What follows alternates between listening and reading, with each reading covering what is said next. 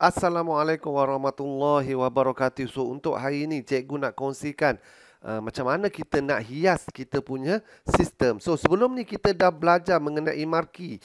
Okey, apa tutorial marquee? Nah, yang ini scrolling text yang keluar dekat bahagian ni yang kita buat sesuai untuk kita buat pada pengumuman. So untuk hari ini cikgu nak ajar kamu, nak kongsikan cara mudah untuk buat slideshow gambar macam ni. Okey, so macam mana kita nak buat dia? So sekarang ini cikgu nak bawa kamu pergi kepada satu laman web yang W3 School, yang mana kita dah tengok dalam laman web sebelum ni. Untuk cantikkan sistem pun kita rujuk kepada W3 School. Tetapi ini lebih mendalam lagi. Pada bahagian W3 School ni dia ada satu bahagian yang namanya How To. So dalam How To ni dia ada banyak kod-kod yang boleh kita copy, paste dan ubah mengikut kesesuaian sistem yang kita nak bangunkan. Okey, kod dia dah sedia, kita just copy, paste dan ubah saja mengikut kesesuaian sistem kita. Okey, so dalam bahagian ni banyaklah, macam-macam lah ada. So dia ada slideshow, okey, dia ada slideshow gambar, kemudian dia ada contoh login form yang nampak macam moden sikit lah. Bila kita klik nampak dia keluar macam ni. So nampak moden sikit lah, nampak canggih sikit lah kan. Okey, so selalunya login kita klik keluar biasa macam ni je kan. So yang tadi ni dia nampak macam moden sikit lah. Klik dia keluar macam tu. Okey, dia ada accordion, dia banyak lah. Yang banyak yang boleh kamu gunakan untuk kamu punya sistem. Nak hias, cantikkan lagi sistem kamu. So dia ada macam-macam. Okey, so ini pun kamu boleh buat juga. Okey, kamu kat gambar ni kamu buat gambar pemenang tempat pertama. Bila mouse pergi baru keluar nama pemenang tersebut. Pun boleh juga. Terpulang kepada kamu, kod dia semua dah ada. Kamu just copy, paste dan gunakan sahaja. Okey, so ini pun boleh juga. Pemenang pertama, kedua, ketiga, bila klik keluar nama pemenang pun boleh juga buat. Okey, boleh buat, insya-Allah. Okey, kamu kena explore lebih sedikit. Sebab apa? Cikgu-cikgu tak akan sempat untuk ajar kamu semua benda. Untuk pandai coding, kamu kena explore sendiri. Okey, cikgu-cikgu hanya boleh kongsikan asas sahaja. Siapa-siapa pun yang bekerja dalam bidang software engineering ke bahagian coding ni, cikgu-cikgu hanya bagi sedikit saja. Nak tahu budak tu pandai ke tidak, dia lagi banyak dia explore, lagi banyak lagi pandailah seseorang tu. Okey, so kamu kena explore sendiri. Okey, so macam-macam ada. So dia dah buat dah untuk kita, kita nak buat, nak guna pun boleh. So kita just copy kod dia saja. So untuk hari ini cikgu nak fokus kepada nak buat slideshow. Macam mana nak buat slideshow? Kita scroll ke bawah, ada pada bahagian image, kita klik pada slideshow. Okey, sebelum kita buat slideshow ni, kita kena pastikan kita kena sediakan sekurang-kurangnya 3-4 keping gambar lah. Okey, ni contoh gambar-gambar yang telah cikgu sediakan lah. Cikgu copy paste kat internet sajalah. Gambar ni cikgu pun tak pandai nak design gambar juga. Okey, cikgu copy paste, cikgu yakin kamu lagi hebat edit gambar daripada cikgu. Okey, so cikgu sediakan 4 keping gambar yang ukuran saiz dia sama. Ingat ukuran saiz dia mestilah sama. Wajib. Okey, gambar-gambar ni nak save dekat mana? Savekan dalam folder sistem kamu. Savekan di dalam folder sistem kamu. Jangan save dekat desktop, dekat tempat lain. Mesti dalam folder sistem kamu. Tempat kamu save file-file PHP kamu tu. Okey. So, macam mana kita nak buat? So, kalau kita nak buat yang slideshow yang kita pengguna kena klik baru dia gerak, tak ada masalah. Try it yourself dekat sini dan ambil kod dia yang dekat sini. Pun tak ada masalah. Tapi untuk hari ini kita nak buat automatic slideshow. Maksudnya dia bergerak sendiri. So dekat mana? Scroll ke bawah nampak automatic slideshow. Tekan try it yourself. Cikgu tidak akan explain kat kamu satu demi satu CSS yang berlaku dekat sini dan juga JavaScript yang kita gunakan. Cikgu tak akan explain. Kalau cikgu explain panjang cerita dia. Cikgu nak ajar copy, paste dan edit sahaja. Okey, kita copy kod yang dia bagi. Kita copy dan kita pergi kepada kita punya file sistem kita tadi ni, folder sistem dalam ni, kita buat file baru. Klik kanan, klik dekat sini, new file, namakan dengan slideshow.php.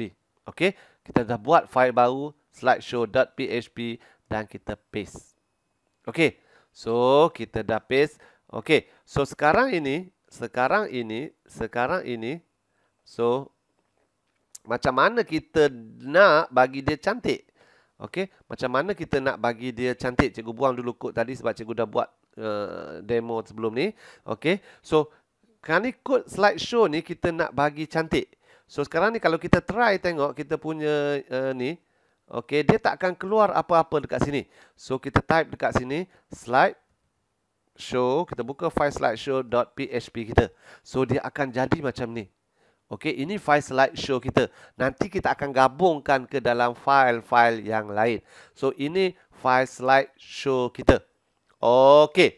So tak ada apa-apa gambar keluar sebab apa? Sebab kita belum linkkan lagi kod pada slideshow. Kita tak matchkan nama file dia dekat sini. So langkah pertama, jika kamu nak kekalkan automatic slideshow ni, nampak macam janggal lah. Okey, anda kata kamu nak ubah. Okey. Infografik pertandingan. Okey, boleh juga, tak ada masalah. Kamu boleh buat ubah sesuai ikut kreativiti kamu. Okey, nak buat macam tu infografik pertandingan, tak ada masalah tu. Kalau kamu macam cikgu suka buang teruslah. Sebab apa? Sebab cikgu tak payah fikir nak ubah apa-apa. Okey, kemudian apa yang kita nak kena buat adalah kita kena matchingkan gambar. So gambar kita ada 4 keping, S1, S2, S3, S4. Tapi untuk paparan gambar dia cuma ada 3 saja. Gambar pertama, gambar kedua, gambar ketiga. So apa yang kita nak kena buat? Kita kena copy yang gambar ketiga ni dan kita kena paste di bawah dia. Okey, untuk gambar yang keempat. So that means kita akan ada 4 keping gambar. Kalau kamu malas nak copy paste, kamu nak buat 3 saja, pun boleh. Tak payahlah kita nak copy paste. Kalau kamu nak buat 3 keping gambar. Kalau kamu nak buat lebih daripada 3, so ini cara dia. Kamu copy dan paste. Okey. So kemudian kita nak matchingkan gambar dia. Gambar dekat mana? Kod untuk elemen HTML untuk gambar adalah IMG src ini. So ini kamu wajib ingat. Selaku pelajar sains komputer, kamu kena ingat sebab benda ni pernah ditanya di dalam soalan peperiksaan. Tuliskan kod untuk memasukkan gambar. Kalau pelajar tak ingat, dia hilang markah dekat situ. Okey. So ini adalah kod dia. So macam mana kita nak ubah? Kita tengok nama file kita apa? s1.jpg. So pada source ni, dia punya src ni, kita kena buang dan kita kena letakkan nama supaya nama dia sama dengan nama file gambar kita. So kita letakkan S1. Itu untuk gambar pertama. Yang ini pula kita letakkan S2 untuk gambar yang kedua. Kemudian yang ini pula S3 untuk gambar yang ketiga. Dan yang terakhir ni kita letakkan S4 untuk gambar yang keempat. So kalau kita refresh, dia akan keluar macam ni lah. S1, S2, S3. Okey, kita akan nampak. Okey, dia ada 4 keping gambar tapi dot ni dia ada 3 saja. So macam mana kita nak buat? Kita tambahkan dot ini satu. Kalau kita malas, kita boleh buang dot ni. Kalau kita rajin, kita tambahlah 1. Okey, kita tambah 1 lagi dot. So selesai, dia ada 4 dot. Tetapi urutan dia kita nampak 1 daripada 3 keping gambar. So tu ubah kepada 4. Sebab apa? Kita gunakan 4. Kalau guna 5, 5 lah. So 4, so kita ubah. Ini 4. So baru cantik. Ini gambar pertama daripada 4. 2 daripada 4. 3 daripada 4. 4 daripada 4. So kita refresh tengok. Kita tengok apa yang jadi. Yang nampak dot dah ada. Kemudian yang ini pun dia berubah. Kemudian caption ini kalau kita nak letakkan caption, boleh, tak ada masalah. Tapi kalau kamu malas, buang saja. Okey, kita buang caption text ni. Caption text pertama kita delete. Caption text kedua kita delete. Caption text ketiga kita delete. Caption text keempat pun kita delete. Okey, bila kita refresh, dia dah jadi macam ni. So, bila dah selesai macam ini, apa yang kita nak kena buat? Kita nak kena panggil dia di dalam file PHP yang lain. So, macam mana nak panggil sesuatu file di dalam file yang lain? Okey, contoh kalau kita nak letak dekat file index, okey, pada atas sekali, kita panggil dia dengan kod. Okey, type PHP. Okey, kod untuk memanggil file adalah include. Okey, apa nama file kita? Slideshow.php. Okey, dah selesai. Tutup. So, bila kita refresh, kita back balik kat sini file index, dia akan ada macam ni. Tapi kita nampak dia terlalu rapat sangat dekat atas ni. Nampak tak cantik? So, kita kena ubah swipe sedikit lagi kod slideshow kita. Apa kita nak tambah? Kita nak letak margin. Okey, tengok pada body. Selepas body, kita akan jumpa satu div.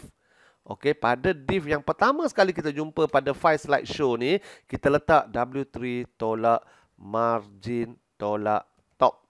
Supaya dia ada jarak pada bahagian atas. So, bila kita refresh, kita akan dapat hasil yang macam ni. Dia ada jarak sedikit ke atas ni.